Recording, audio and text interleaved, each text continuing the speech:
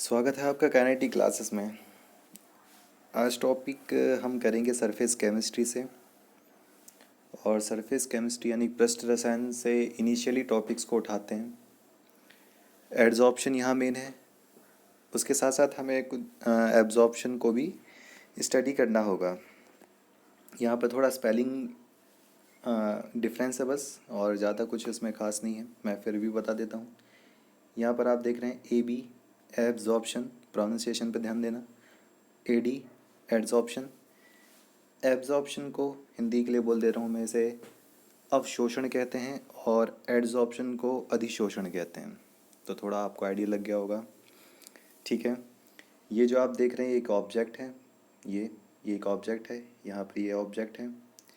अगर ऑब्जेक्ट की सरफेस पे पार्टिकल्स कनेक्ट होते हैं, सिर्फ सरफेस पे ध्यान रखना, सरफेस पे कनेक्ट होते हैं, तो हम उस प्रोसेस को एड्जॉर्प्शन कहते हैं, ठीक है। और अगर किसी ऑब्जेक्ट के बक सिस्टम यानी कि अंदर, स्थूल अंदर की तरफ पार्टिकल्स चले जाते हैं और वहाँ जाकर सेट हो जाते हैं, तब उस प्रोसेस को एब्जॉर्प्शन कहते हैं। ठीक, यहाँ तक समझ में आ गया होगा आपको। अब बात आती है कि इस ऑब्जेक्ट को क्या कहेंगे और जो आने वाले पार्टिकल्स हैं इन्हें क्या कहेंगे। तो जो ऑब्जेक्ट बेस होता है, आधार होता है जिस पे पार्टिकल्स आते हैं या जिसके अंदर पार्टिकल्स आते हैं, तो अभी हम बात एब्जॉर्प्शन की नहीं करेंगे, अभी सिर्फ एड्जॉर्प्शन ही देखना है। तो इस ऑब्जेक्ट को, ये जो आप ऑब्जेक्ट देख रहे हैं, इस ऑब्जेक्ट को कहते हैं एडजॉर्बेंट। एडजॉर्बेंट मैं लिख देता हूँ, इसे कहते हैं एडजॉर्बेंट, ओके। और जो पार्टिकल्स आप देख रहे हैं जो सरफेस पे कनेक्ट हुए हैं, इन पार्टिकल्स को हम कहते हैं, एडजॉर्बेट। एडजॉर्बेट। तो ऑब्जेक्ट को हम कहेंगे एडजॉर्बेंट, और जो आने वाले पार्टिकल्स हैं हम उन्हें कहते हैं एडजॉर्बेट। ये उसी तरीके से है जैसे solution adsorption, solute adsorbate, solvent adsorbent. यानी कि अगर एडजॉर्बेट और एडजॉर्बेंट एक साथ आ जाते हैं तो उस सिस्टम यानी कि उस प्रोसेस को हम एडजॉर्प्शन कहते हैं, ठीक है। तो एडजॉर्प्शन ही आपको पढ़ना है, एब्जॉर्प्शन इतना खास नहीं है, और सरफेस केमिस्ट्री में एड्जॉर्प्शन की ही थ्योरीज हैं और पॉइंट्स हैं, ठीक है। आगे चल के देखते हैं। इस वाले डायग्राम में आपको A, B और C तीन डायग्राम दिखाई दे रहे हैं, जिनमें से A तो रिप्रेजेंट करता है एड्जॉर्प्शन को, B रिप्रेजेंट करता है एब्जॉर्प्शन को, ध्यान रखना B एब्जॉर्प्शन को रिप्रेजेंट करेगा। ये सी क्या है, इसमें आप देख रहे हैं कि सरफेस पे भी पार्टिकल्स हैं और बकी में भी पार्टिकल्स हैं, यानी कि एड्जॉर्प्शन भी हुआ है और एब्जॉर्प्शन दोनों ही हुए हैं। एक ऐसा प्रोसेस जिसमें एड्जॉर्प्शन और एब्जॉर्प्शन दोनों एक साथ होते हैं, उस प्रोसेस को हम कहते हैं सॉर्प्शन, SORPTION, सॉर्प्शन। यानी कि दोनों ही एक साथ हो जाना सिमिल्टेनियसली। एक साथ का मतलब ये नहीं कह रहा कि नैनो सेकंड इक्वल हो कुछ सेकंड्स का, कुछ मिनट का अंतर हो सकता है। यानी कि मैं कह रहा हूँ कि अगर 20 पार्टिकल्स हैं तो उसमें से 9 पार्टिकल सरफेस पे कनेक्ट हो गए, 11 पार्टिकल्स बाकी सिस्टम में चले गए, doesn't matter, that is called sorption. यानी कि एब्जॉर्प्शन और एड्जॉर्प्शन दोनों साथ में ही होने चाहिए। अगर ऐसा होता है तो हम उसे कहते हैं सॉर्प्शन। तो आई होप ये आपको समझ में आ गया होगा। अब ए हो गया हमारा एड्जॉर्प्शन, बी हो गया हमारा एब्जॉर्प्शन, और सी हो गया हमारा सॉर्प्शन। एक प्रोसेस और होता है, जिस तरीके से पार्टिकल्स सरफेस पर आते हैं उसी तरीके से पार्टिकल्स वहाँ से जाते भी हैं।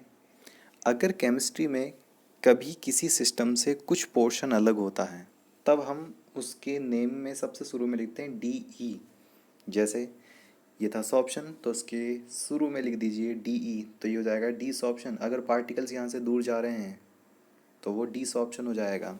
यानी कि 4 प्रोसेस आपको कम्प्लीटली समझ में आ गए होंगे, एब्जॉर्प्शन, एड्जॉर्प्शन, सॉर्प्शन और डी सॉर्प्शन। डी सॉर्प्शन को थोड़ा हम क्लियर कर लेते हैं, ओके।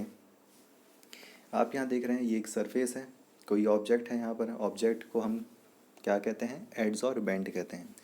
ये पार्टिकल्स आ रहे हैं और ये पार्टिकल्स इस सरफेस पर कनेक्ट हो रहे हैं, लेकिन आप यहाँ से देख रहे हैं कि ये किसी फैक्टर की वजह से या किसी कंडीशंस की वजह से ये पार्टिकल्स इसके सरफेस से अलग हो चुके हैं। अगर ये पार्टिकल्स इसके सरफेस से दूर जा रहे हैं, अलग हो रहे हैं, तो उस प्रोसेस को हम क्या कहते हैं? डीसॉर्प्शन कहते हैं। ठीक है, तो ये आइए आपको समझ में आ गया होगा। एक पॉइंट मैं आपको और क्लियर कर दूं, जो क्वेश्चन में भी आता है सीबीएसई और यूपी बीएससी लेवल पर, बाकी नॉर्मल कंपटीशन में पूछ लेते हैं एज ए थ्योरेटिकल बेसिस। तो ये क्वेश्चन आता है कि एड्जॉर्प्शन एड्जॉर्प्शन एक्सोथर्मिक होता है या एंडोथर्मिक होता है। एक्सोथर्मिक का मतलब होता है कि एक ऐसा प्रोसेस जिसके होने के बाद हीट रिलीज होती है, और एंडोथर्मिक जिसके होने पर ही हीट गेन करी जाती है।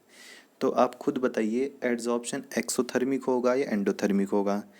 जाहिर सी बात है एड्जॉर्प्शन एक्सोथर्मिक होगा। क्यों? जब पार्टिकल्स किसी सरफेस पर टकराएंगे, कोलाइड होंगे, तो उसमें से हीट रिलीज होगी। आपको अच्छी तरीके से पता है, जब कभी कोई दो फंक्शन एक दूसरे से टकरा रहे हैं, यानी दो सिस्टम एक दूसरे से टकरा रहे हैं, तो उनके टकराने के बाद कुछ हीट रिलीज होती है। इसी वजह से हम कहते हैं एड्जॉर्प्शन इज़ ऑलवेज एक्सोथर्मिक।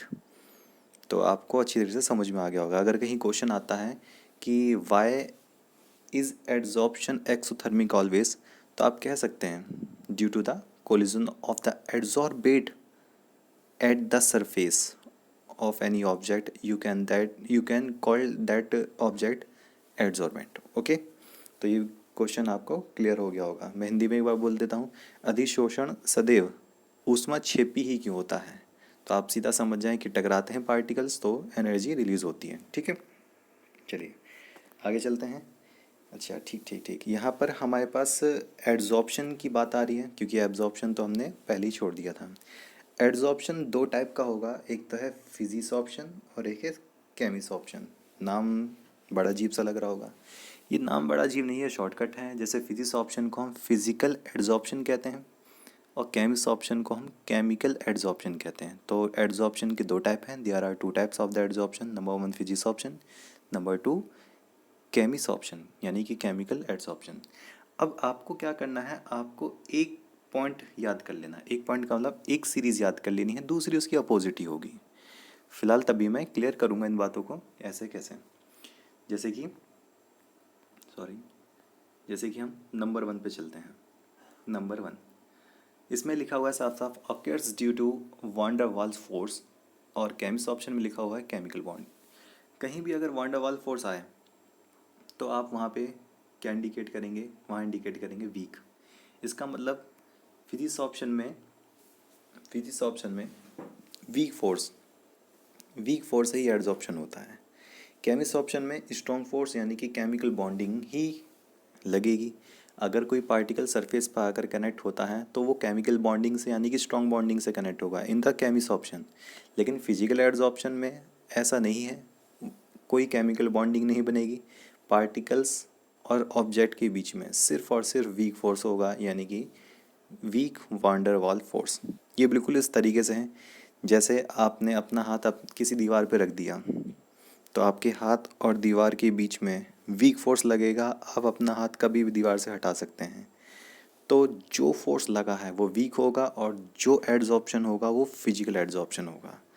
ठीक है, तो आप कमेंट सेक्शन में बताइए कि केमिकल एड्जॉर्प्शन का कोई एग्जाम्पल जो आपको पता हो या आपके आसपास एवरीडे लाइफ में होता हो। ठीक है, कुछ पॉइंट्स आप जल्दी जल्दी देख लीजिए। जैसे ये रिवर्सिबल है, रिवर्सिबल का मतलब अगर कोई वीक फोर्स से कनेक्ट होगा तो वो कनेक्ट पार्टिकल्स आसानी से हो जाएगा और आसानी से दूर भी चला जाएगा, यानी कि रिवर्सिबल का मतलब वो प्रोसेस लगातार एक साइकिल में हो सकता है। लेकिन ये इरिवर्सिबल है, एक बार कनेक्शन हो गया तो बहुत मुश्किल से आप उसे हटा पाएंगे। नॉट स्पेसिफिक का मतलब कोई भी इसका अलग से स्पेसिफिक कैटेगरी नहीं है, ये कहीं भी हो सकता है, कैसे भी हो सकता है, कहीं भी वीक फोर्स लग सकता है। लेकिन केमिकल एड्जॉर्प्शन स्पेसिफिक होता है, ये किसी ही फैक्टर के साथ या किसी कंडीशन में हो सकता है। जैसे किसी फिक्स्ड टेम्परेचर पे होगा, जैसे रस्टिंग ऑन आयरन, ये मॉइस्चर की प्रेजेंस में ही होता है। तो यानी कि जो केमिकल एड्जॉर्प्शन है वही स्पेसिफिक है, वही किन्हीं गिनी चुनी जगह पर हो सकता है। लेकिन फिजिकल एड्जॉर्प्शन कहीं भी हो सकता है, एनीवेयर एनी टाइम। ओके, हम आगे पॉइंट पे बात करते हैं। Enthalpy of adsorption is low. अगर वीक फोर्स होगा तो जाहिर सी बात है उसको अलग करने में ज़्यादा एनर्जी नहीं लगेगी, तो एनर्जी भी कम रिलीज़ होगी। यहाँ पे एडजॉर्प्शन की एंथैल्पी बहुत हाई है। सीधी सी बात है कि अगर बॉन्डिंग बहुत ज़्यादा टाइट है, बॉन्डिंग बहुत स्ट्रॉन्ग है, तो उसको अलग करने में हमें एनर्जी ज़्यादा लगेगी। इसकी अगर मैं एनर्जी की बात करूँ तो 40 to 80 किलो जूल समथिंग, इसकी 120 अबव। ठीक है, ओके। और देख लीजिए, लिक्विफेबल गैस आर एड्जॉर्ब्ड रिएडली, यानी कि किसी ऑब्जेक्ट पे वो गैस काफ़ी आसानी से एड्जॉर्ब हो जाती है जो लिक्विफेबल होती है। लिक्विफेबल का मतलब जो लिक्विड आसानी से बना सके। ठीक है। और ये गैसेस विच फॉर्म कंपाउंड्स, जो गैस कंपाउंड आसानी से बना सकती है किसी सरफेस के साथ, वो केमिकल एड्जॉर्प्शन में आएगा। तो आपको ज़्यादा मतलब फोकस करने की ज़रूरत नहीं है, आपको नॉर्मल बस पढ़ लेना है। ठीक। तो यहाँ पर नंबर 6 देखते हैं। Decreases with increase of temperature, बहुत इंपॉर्टेंट, वेरी वेरी इंपॉर्टेंट। इसका मतलब अगर आपने सपोज करिए कोई मेटल ऑब्जेक्ट है और उस पर कोई गैस आकर उसके सरफेस पे कनेक्ट हो गई, आपने टेम्परेचर इंक्रीज़ कर दिया। टेम्परेचर इंक्रीज़ करने पर गैस के पार्टिकल्स काइनेटिक मोशंस में होंगे और गैस के पार्टिकल्स उस सरफेस से चले जाएंगे।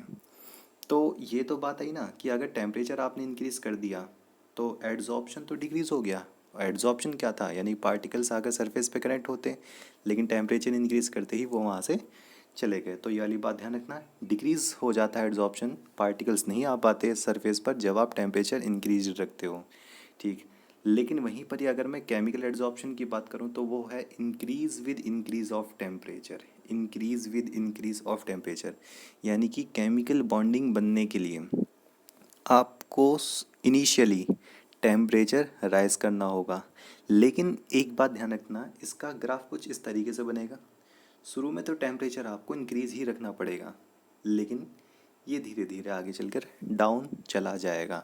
यानी कि आप लिमिट में ही टेम्परेचर इंक्रीज़ कर सकते हैं। ज़्यादा टेम्परेचर आप कंटिन्यू रखेंगे तो केमिकल एड्जॉर्प्शन भी एक लिमिट पे जाकर धीरे धीरे कम होना शुरू हो जाएगा। ठीक है। तो ये बात आपने पढ़ी ली होगी, लो टेम्परेचर फेवरेबल और हाई टेम्परेचर इज़ फेवरेबल। ठीक है। तो ये थोड़े कुछ डिफरेंस थे फिजिकल एड्जॉर्प्शन और केमिकल एड्जॉर्प्शन के बीच में। ठीक। आगे चलते हैं। यहाँ पर ये कुछ देख लीजिए, वैसे इतना ज़्यादा इम्पोर्टेंट नहीं है, आप एक बार इनका स्क्रीनशॉट ले लीजिए, पढ़ लीजिए इन्हें। ठीक। हम आगे चलते हैं। अगर आपको इसमें कुछ परेशानी आ रही है तो कमेंट सेक्शन में आप पूछ सकते हैं। ठीक, ओके। एक बार देख लेते हैं। Results in multi molecular layers only unimolecular layer, यानी कि कोई ऑब्जेक्ट है उसके ऊपर ये फिजिकल एड्जॉर्प्शन हो रहा है तो उसके ऊपर भी पार्टिकल्स आ सकते हैं, उसके ऊपर भी पार्टिकल्स आ सकते हैं, यानी कि फिजिकल एड्जॉर्प्शन में मल्टी लेयर होता है। अगर यही बात केमिकल एड्जॉर्प्शन की करें तो ये सिर्फ यूनि मॉलिकुलर लेयर होता है, यानी कि सिर्फ एक ही लेयर है यहाँ पर हो सकती है, देख रहे हो आप, एक ही लेयर हो सकती है, लेकिन यहाँ पर मॉलिक्यूल्स के ऊपर भी मॉलिक्यूल्स आ सकते हैं, तो ये मल्टी मॉलिकुलर है। ठीक है, तो एक बार ये आप पढ़ लीजिए। ठीक है, अगली स्लाइड पे चलते हैं। ठीक। अब यहाँ पर ये आ गया है, एक ग्राफ दिखाई दे रहा है आपको, इसमें ये वाई एक्सिस दिखाई दे रही है ऊपर की तरफ और ये हमारी एक्स एक्सिस। एक्स एक्सिस पे ये जो पी है, कैपिटल पी, ये प्रेशर को रिप्रेजेंट करता है और ये जो हम देख रहे हैं ये एक्स अपॉन एम। तो एक्स अपॉन एम के बारे में बता दूं, इसे कहते हैं rate of adsorption. Rate of adsorption यानी कि कितना एड्जॉर्प्शन होगा, एड्जॉर्प्शन, कितना एड्जॉर्प्शन होगा। और ये पी है, पी है प्रेशर। तो यानी कि सीधी बात है, ग्राफ किसको रिप्रेजेंट कर रहा है, ग्राफ रिप्रेजेंट कर रहा है रेट ऑफ एड्जॉर्प्शन और प्रेशर के बीच में। सपोज करिए ये हमारे पास एक ऑब्जेक्ट है और ये है गैसियस पार्टिकल्स, ये गैसियस पार्टिकल्स। अगर मैं इस गैसियस पार्टिकल्स के ऊपर से प्रेशर ज़्यादा कर दूं तो सीधी बात है पार्टिकल्स आकर इसके ऊपर कनेक्ट हो जाएंगे।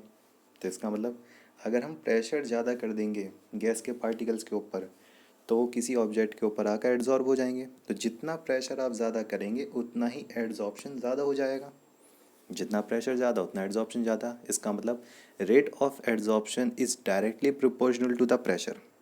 ठीक है, यानी कि rate of adsorption is directly proportional to the pressure. लेकिन एक सीधी सी बात है, जब आप कोई सैचुरेटेड सॉल्यूशन बनाते हो, कोई सिस्टम को थर्मोडायनेमिकली चेक करते हो, तो वहाँ पर किसी फैक्टर यानी कि स्टेट फंक्शन कुछ हद तक ही बढ़ता है। थोड़ी देर तक बढ़ाने के बाद एक ऐसा पॉइंट आता है कि जिस पॉइंट से वो मैक्सिमम होके कांस्टेंट हो जाता है। यानी कि आप मान लो कि एक ऑब्जेक्ट है, उसके ऊपर गैसेस पार्टिकल हैं, आपने प्रेशर दिया, वो गैसेस पार्टिकल ऑब्जेक्ट पे आकर कनेक्ट हो गए। लेकिन अब प्रेशर देने का क्या फ़ायदा, क्योंकि अब तो वो सरफेस पर ही हैं, सरफेस के अंदर थोड़ा ना घुस जाएंगे। तो आप उतना ही प्रेशर दें जितना ये सफिशेंट होगा, जैसा कि यहाँ पर बात कही गई है। शुरू में जैसे जैसे हमने प्रेशर बढ़ाया, आपका एड्जॉर्प्शन ज़्यादा होता रहा, प्रेशर और बढ़ाया, एड्जॉर्प्शन और ज़्यादा हो गया, प्रेशर और बढ़ाया, एड्जॉर्प्शन और ज़्यादा हो गया। लेकिन एक स्टेज आएगी जब ये आगे कांस्टेंट हो जाएगा, कंटिन्यूअस हो जाएगा। तो ये वाली बात आपको समझ में आ रही होगी। ठीक है, वो एनसीईआरटी और बहुत सारी बुक्स में ये इक्वेशन ऐसे लिखी होगी, x upon m directly proportional p power one upon n. P power one upon n, p power one upon N का मतलब होता है प्रेशर उतना डायरेक्टली प्रोपोर्शनल नहीं है जितना आप सोच रहे हैं। इसका मतलब अगर आप 1 यूनिट इंक्रीज कर रहे हैं प्रेशर, तो हो सकता है कि 2 यूनिट एड्जॉर्प्शन हो। ऐसा भी हो सकता है अगर आप 2 यूनिट प्रेशर इंक्रीज कर रहे हैं तो 1 यूनिट ही एड्जॉर्प्शन हो। तो इसका ये वन अपॉन एन का पावर का मतलब होता है to balance the situation regarding the pressure and the rate of the adsorption. ठीक है, ये वाली बात समझ में आ गई होगी। अगर मैं इसी इसी इक्वेशन को सॉल्व कर दूं, तो ये क्या होगा, X upon M is equal to K P power one upon N. K है यहाँ पर कांस्टेंट। ठीक है, अब ये वाली जो इक्वेशन है, ये वाली जो इक्वेशन है, इसे हम कहते हैं फ्रेंडलिक आइसोथर्म। आइसोथर्म का मतलब होता है टेम्परेचर कांस्टेंट रखिए, प्रेशर के बेस पे काम करिए। ठीक है, हम प्रेशर के बेस पे काम कर रहे हैं। तो ये जितनी इक्वेशन दी है, जो ग्राफ दिया है, ये दिया है फ्रेंडलिक ने। तो फ्रेंडलिक एड्जॉर्प्शन आइसोथर्म कहते हैं हम इसे। X upon M is equal to K P power one upon N. अगर मैं इस वाली इक्वेशन का लॉग लेता हूँ और देन ग्राफ बनाता हूँ, तब देखते हैं क्या कंडीशन आएगी। ओके, चलते हैं। तो ये हमारा X upon M is equal to K P power one upon N का लॉग लेकर बनाया हुआ एक ग्राफ है, एक स्लोप दिखाई दे रहा है आपको। इसे ज़रा मैं बता देता हूँ कैसे। X upon M is equal to K P power one upon N. जब मैं इसका लॉग लूँगा इस वाली इक्वेशन का, तो ये क्या हो जाएगा, ये हो जाएगा log X upon M is equal to log K plus one upon N और लॉग पी। यहाँ पर log X upon M, log K और लॉग पी, ये वन अपन एन। इस वाली इक्वेशन को y is equal to M X plus C से satisfy कर दीजिए, जिसमें आपको साफ साफ दिखाई दे रहा है m क्या हो गया, slope one upon n, x हो गया लॉग p, c हो गया लॉग k, y हो गया लॉग x अपॉन m। आप किसी नोटबुक या पेपर पे से लिख लीजिए, फिर मैं आपको इसे समझा देता हूँ। ओके, तो यहाँ पर ठीक है, y क्या हो गया हमारा, y हो गया log x अपॉन m। यहाँ पे थोड़ा ही मिस्टेक है, ये log x अपॉन m है। log के हमारा c हो गया इंटरसेप्ट, log p हो गया हमारा x, और स्लोप क्या बताया मैंने, वन अपॉन n। स्लोप हो गया हमारा वन अपॉन n। अब ये स्लोप ये नीचे से ऊपर की तरफ जा रहा है, सीधी सी बात थी, क्योंकि स्लोप वहाँ पर प्लस वन अपॉन n था। अगर माइनस वन अपॉन n होता तो इसका स्लोप इस तरीके से बनता, लेकिन यहाँ प्लस में है तो हम प्लस में ही चेक करेंगे। बताइए, अगर n is equal to one हो जाए तो स्लोप की वैल्यू क्या होगी। ठीक है, स्लोप की वैल्यू क्या होगी, स्लोप की वैल्यू हो जाएगी वन। अगर n is equal to zero होता है, n is equal to infinity होता है, तो यहाँ पर पॉइंट्स आपको चेक करने होंगे कि n की वैल्यू क्या होगी, तो स्लोप की वैल्यू क्या होगी, देन log x अपॉन m क्या होगा। आप इसे एक बार चेक कर लीजिए, क्योंकि CBSE और यूपी बोर्ड और BSc की जो एग्ज़ामिनेशन है उसमें इस तरीके के क्वेश्चन पूछ लिए गए हैं कि in the Freundlich isotherm what will be the value of log x upon m if we put the value of the n regarding to the slope is 1, 0 और infinite। ओके, तो आप इसको ध्यान से देख लीजिए एक बार, आगे चलते हैं। अब इसके बाद जो एड्जॉर्प्शन होता है उसको रोज़ कि ज़िंदगी में कैसे देख सकते हैं, क्या होता है एड्जॉर्प्शन, क्या हमने ऐसे देखा है, क्या ऐसा फील हो सकता है कि आसपास के एरिया में होता है। बिल्कुल, देखते हैं। एक पॉइंट आता है, एक टॉपिक है एप्लीकेशंस ऑफ एड्जॉर्प्शंस। कहाँ कहाँ पे इसका इस्तेमाल हो सकता है, ये प्रोसेस क्यों लिया जाता है, क्यों पढ़ा जाता है, तो मैं बता दे रहा हूँ। ये आपके सामने जो दिखाई दे रहा है ये है एक्टिवेटेड चारकोल। चारकोल क्या है? चारकोल जो होता है ये एक कार्बन बॉडी है, यानी कि एक्टिवेटेड चारकोल को थोड़ा अभी साइड में रख लेते हैं। पहले हम बेसिकली देख लेते हैं। चारकोल दो तरीके का होता है बेसिकली, एक तो एनिमल चारकोल, एक वेजिटेबल चारकोल। तो एनिमल चारकोल किसी एनिमल की डेड बॉडी या किसी अदर फॉसिल से जो कार्बन कंटेनिंग पार्ट होता है उसे एनिमल चारकोल कहते हैं। और सेम है सेम वेजिटेबल चारकोल, जैसे कोई पेड़ पौधा है, वो ज़मीन में दब के कई सालों से पड़ा है हुआ है उसके अंदर, तो जो उसका कार्बन पोर्शन होता है उसे हम निकाल लेते हैं, उसे रफ कर लेते हैं, क्रश कर लेते हैं, उसे हम एक्टिवेटेड चारकोल कहते हैं। ये आपके सामने दिखाई दे रहा है बिल्कुल पाउडर फॉर्म में, ये है एक्टिवेटेड चारकोल का मतलब। ये चारकोल बहुत तरीके से एड्जॉर्प्शन दिखाता है। जैसे मान लो इसके चारों तरफ कोई गैस पार्टिकल्स आते हैं, तो ये गैस पार्टिकल को अपने सरफेस पर क्या कर लेता है, कलेक्ट कर लेता है, जिसे हम कहते हैं एड्जॉर्प्शन। अब गैस पार्टिकल्स को कलेक्ट करने का क्या प्रॉफिट रहा? जैसे आजकल के कॉस्मेटिक्स सेक्शन में आप देख रहे हैं, एक चारकोल मास्क होता है जिसे चेहरे पे लगा लिया जाता है। चेहरे पे लगाने के बाद डस्ट पार्टिकल्स, बहुत सारी पॉइजनस गैस उस चारकोल के ज़रिए एड्जॉर्ब हो जाती हैं और आप उस चारकोल मास्क को हटा देते हैं। ऐसे ही चारकोल जो होता था काफ़ी टाइम पहले, अब तो नहीं, काफ़ी टाइम पहले जो शुगर मिल्स होती थी उसमें शुगर को वाइट करने काम में आता था। जैसे जो शुगर केन जो लिक्विड होता है वो होता है येलो या फिर ग्रीन जैसा, उसके कलर को डीकलराइज करने के लिए उसमें एनिमल चारकोल डाल देते थे, जिससे कलर क्लियर हो जाता था, कलर हट जाता था, डीकलराइज हो जाता था और सॉल्यूशन बिल्कुल लिक्विड, बिल्कुल ट्रांसपेरेंट मिलता था, जिससे वाइट शुगर्स बनती थी। तो एनिमल चारकोल उसके कलर को एड्जॉर्ब करने के काम में आता था।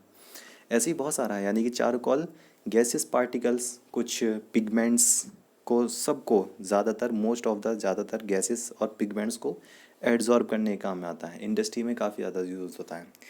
इसके बाद हम देखते हैं, ये आपने काफ़ी देखा भी होगा, जो नए पैकेट्स होते हैं electronic gadgets, shoes, branded shoes होते हैं, ब्रांडेड आपके टेक्सटाइल, बहुत सारी चीज़ें होती हैं जिनके पैकेट्स लग्जरी होते हैं, उनमें ये पैकेट्स निकलते हैं। इसे कहते हैं सिलिका जेल।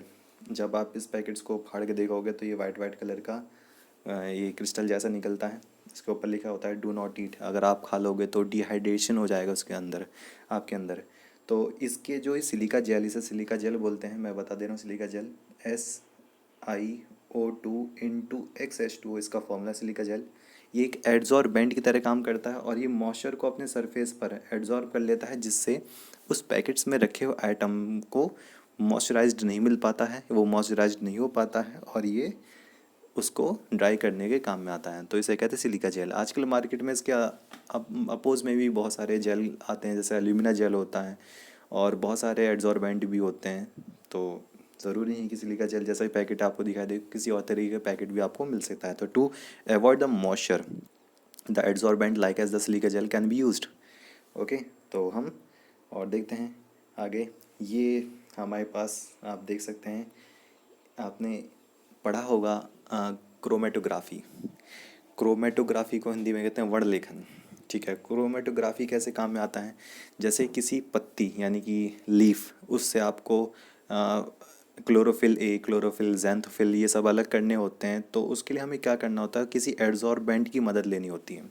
तो ये आप जो देख रहे हैं ये, इसे ब्यूटेट कहते हैं, यानी कॉलम कहते हैं। क्रोमेटोग्राफी कॉलम होता है, इसमें ये पिचकॉक लगी होती है। कोई ज़रूर नहीं ये नोज़ल, मतलब पिचकॉक लगी या ना लगे, और भी तरीके के कॉलम्स आते हैं इसमें। यहाँ पर पहले हम एड्जॉर्बेंट भर देते हैं। एड्जॉर्बेंट यानी कि जो chlorophyll A, chlorophyll B, xanthophyll को एड्जॉर्ब करने के काम में आएगा, उसे भरने के बाद लीफ को क्रश कर लेते हैं, उसमें सॉल्वेंट मिला देते हैं और इसके ऊपर से इंजेक्ट कर देते हैं। थोड़ी देर बाद आप देखेंगे तो लीफ में से जो ये आपके क्लोरोफिल हैं और ज़ैंथोफिल हैं, ये अलग हो जाते हैं, यानी कि एडजॉर्बेंट ने इनको अलग अलग रेट पर एडजॉर्ब कर लिया है। तो ये आपका कहलाता है कॉलम क्रोमेटोग्राफी। इसके अलावा एक बच्चे सबसे ज़्यादा गलती कर देते हैं इन द पेपर क्रोमेटोग्राफी। वो पेपर क्रोमेटोग्राफी पे टिक करके आते हैं एड्जॉर्प्शन, लेकिन वो एड्जॉर्प्शन नहीं होता, वो पार्टीशन होता है। So make sure that paper chromatography is not major related to the adsorption, that is partition chromatography. Okay, so partition chromatography is also known as the paper chromatography, so don't be confused with the column and paper chromatography here. Okay, जो paper chromatography partition से और column chromatography adsorption से related होता है। तो अगर आप application में आप लिखते हैं, उपयोग में लिखते हैं, तो आप इस कॉलम क्रोमेटोग्राफी के बारे में लिख सकते हैं। ठीक है, अब मेरे कुछ क्वेश्चन हैं, आप उन क्वेश्चन को मेरे नंबर पे या कमेंट सेक्शन में आप बताइए। क्यों एड्जॉर्प्शन एक्सोथर्मिक होता है? दूसरा क्वेश्चन, अगर n की वैल्यू 0 रख दूंगा तो रेट ऑफ एड्जॉर्प्शन पे क्या फ़र्क पड़ेगा? और chlorophyll A, chlorophyll B, xanthophyll में किसका कलर ग्रीन होगा? ये सिंपल सा क्वेश्चन है, और इनको सेपरेट करने के लिए हम कौन से मेथड का यूज़ करते हैं और कौन सा प्रोसेस इसमें लगता है। ठीक है, तो ठीक से पढ़ाई करते रहिए। Thank you. चैनल को सब्सक्राइब कर लें और शेयर कर दिए, जिससे लोगों को भी कुछ फ़ायदा मिले। अगली वीडियो के लिए वेट करिए। Okay, thank you.